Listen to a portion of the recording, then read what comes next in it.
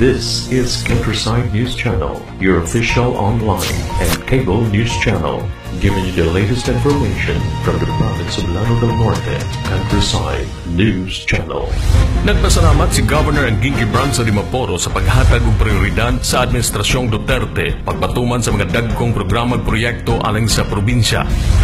Kanusta pa man ang Presidente of the Mindanao, and he is, as I understand, that mostly of the municipalities, they have the programs supported by the different national light agencies.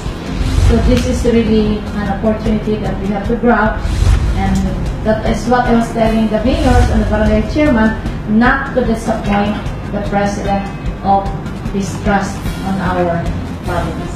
Kinigikumpirmar mismo sa mga sakop sa kabinete ni Presidente Duterte sama na lamang sa pagbisita, baguhay pa lamang ni OPAP Secretary Jess Dureza o Department of Environment and Natural Resources Undersecretary Philip Camara. The scale, in fact, is quite big for Lanao del Norte. We have about 30,000 hectares. About 30,000 hectares for bamboo over 3 years, another 5,000 hectares for the mangroves. This is a very important province.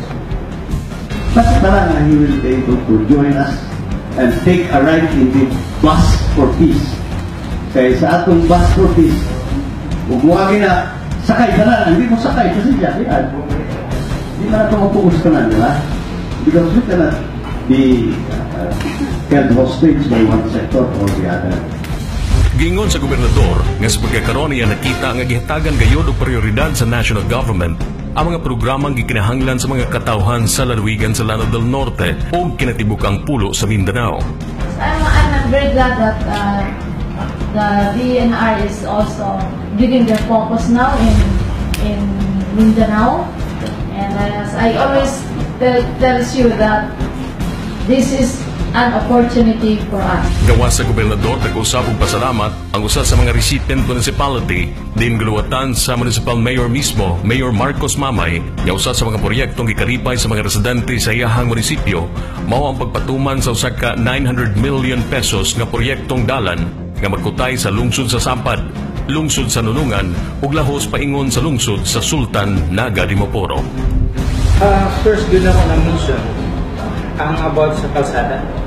Kaya kasama sa mga na naman good advices sa kamayo ng mga plano ng kasununungan, knowing the fact na ang kalsada dili maayo.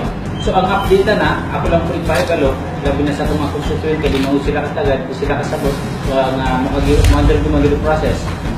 So as of now, na-award na siya dito sa mga contractors, ang itagad lang na karoon ang notice to proceed. So kabalo na ta sa process, na mag-undergo magita. So actually, January 27, na-award na siya sa mga contractors. Ang amount na originally, 900 million na siya. That is a concreting road from Sapad Tululungan down to SAP. Ano sa mga project. So unong na siya ka-project, tag 150 million each.